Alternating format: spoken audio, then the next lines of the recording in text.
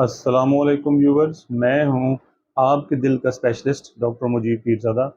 आज हमारा मौजू है जिस पे हम बात करेंगे वो ये है कि जब हम एक दिल के अटैक के मरीज़ को जब हम दाखिल करते हैं तो वो कौन सी ऐसी चीज़ें हैं जिनको देख के हम ये असेस करते हैं कि ये पेशेंट जो है वो कितना हाई रिस्क है और कितना इस पेशेंट के अंदर दोबारा अटैक होने का चांस है, या इस पेशेंट की खुदा ना खास्ता कितने परसेंट चांसेस हैं कि खुदा न खास्ता कोई मौत वाक़ई हो सकती है या और भी कोई कॉम्प्लिकेशन डेवलप हो सकती हैं।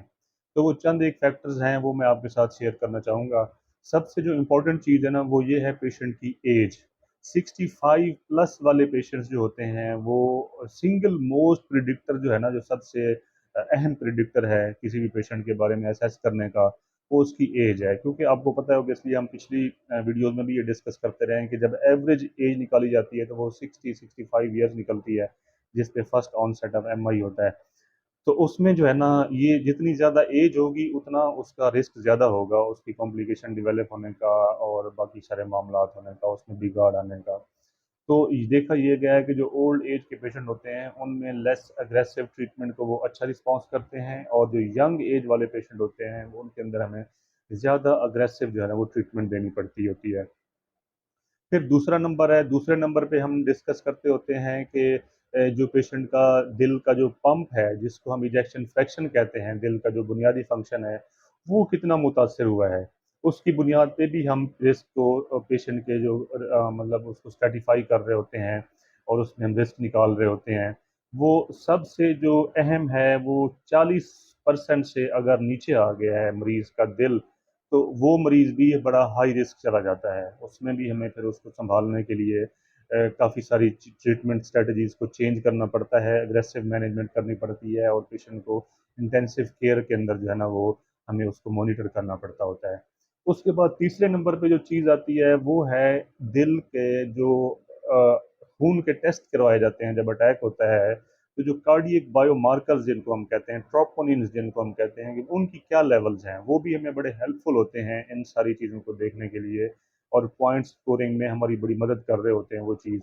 हम उनमें देखते हैं कि लेवल्स क्या आ रही हैं उनकी। उनकी अगर हाई लेवल्स हों तो हम उनमें 2-3 चीज़ें सोचते होते हैं। जो सबसे कॉमन चीज़ हम सोचते हैं वो ये है, जितना ज़्यादा ट्रोपोनिन्स होंगे उतना पेशेंट का या तो एरिया उतना इन्वॉल्व हो गया है ज़्यादा, दिल का जो जिसका अटैक आया है, या दूसरे नंबर पे ये है कि उसको बार बार अटैक वाला सीन हो रहा है जिस वजह से ये सारी सूरत हाल डिवेलप हो रही है। अच्छा, उसके बाद फिर हम देखते हैं कुछ और नए टेस्ट भी खून के आए हैं जो कि पॉइंट स्कोरिंग में बड़ी मदद करते हैं, जिस तरह सी रिएक्टिव प्रोटीन, सीआरपी जिसको कहते हैं, वो भी बड़ा वैलिड होता है, हेल्पफुल होता है। उसके अंदर बीटा नाइट्रोयूरेटिक पेप्टाइड जो है, बीएनपी की लेवल जो भी हमें जो है ना वो रिस्क निकालने में, पॉइंट स्कोरिंग में बड़ी हेल्पफुल शो हो रही होती हैं। उसके बाद फिर आता है ईसीजी की चेंजेस, जो हम दिल की पट्टी निकालते हैं।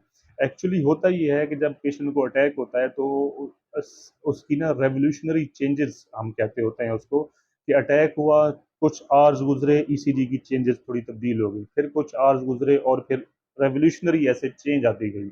अगर परसिस्टेंट वो जो एलिवेशन जिसको हम कहते होते हैं, अटैक आया है और एलिवेशन रह रही है, और उस अगर वो परसिस्टेंट रह रही है तो फिर उसमें हम कुछ चीज़ें हैं जो सोचते होते हैं। सबसे टॉप पे ये है कि या तो पेशेंट को जो है ना वो कोई समझें कि उसका दिल की एक दीवार है वो थोड़ा सा बाहर निकल आई है, बल्ज आ गया है, जिसको एनोरिज्म कहते हैं, या वो जो है ना वहाँ से लीकेज हो रहा है कोई, जिस तरह सेप्टम का लीक हो जाना, वीएसआर जो होता है वो हो रहा है, या डिस्टल एम्बोलाइजेशन के छोटे छोटे जो है ना वो जो क्लॉट बने थे वो डिजॉल्व हुए हों और डिस्टली जो है ना वो चले गए हैं, उसमें भी ये है ना परसिस्टेंट एलिवेशन रहती है।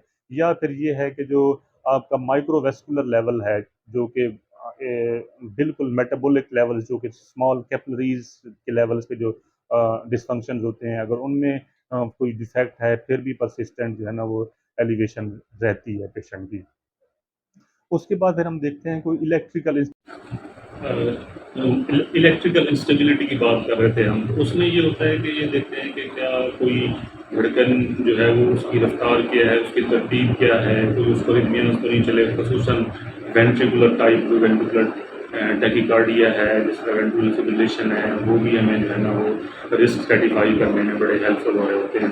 तो उसके बाद फिर देखा ये जाता है कि कौन सी साइड का दिल का अटैक आया हुआ है, उसको ख़ास तौर पे एंटीरियर साइड का जो आगे वाली दीवार का अटैक होता है ना, उसका एक्स्ट्रा पॉइंट ऐड किया जाता है। इसी तरह और भी हैं, इंफीरियर साइड भी होती है, लेफ़्ट साइड भी होती है दिल की, और उसके बाद जो राइट साइड होती है जिसको right ventricular side, ventricular infarct कहते हैं। इसी तरह पोस्टीरियर साइड भी होती है। तो इन ये भी देखा जाता है कि कौन सी साइड का अटैक है। फिर उसके बाद ये देखते हैं हम कि क्या इसको जो है ना कोई खून की लेवल्स तो कम नहीं है, एचबी जो है वो तो कम नहीं है। उसके बाद फिर ये देखा जाता है कि इसका शुगर है तो वो किस तरह की कंट्रोल में है कि नहीं है। फिर उसके बाद इससे कोई गुर्दे मुतासिर तो नहीं हो गए। तो ये वाली चीज़ें जो हैं ये ऐड हो रही होती हैं हमारे रिस्क सर्टिफिकेशन के पॉइंट्स में। फिर ये सारे मिला के हम जो है ना वो टीवी स्कोर और ग्रेस स्कोर बनाते हैं, और उस हिसाब से हम निकालते हैं कि इतना परसेंट रिस्क है पेशेंट का मोर्टेलिटी का, उसके डेथ होने का या दोबारा अटैक होने का, या जो कॉम्प्लिकेशन है उसके बारे में। तो उम्मीद करता हूँ कि ये वाली वीडियो आपके लिए बड़ी मालूमाती होगी। आप अपना ख्याल रखें, अपने करीबी लोगों का ख्याल रखें, और सबसे पहले सेहत। अस्सलाम वालेकुम।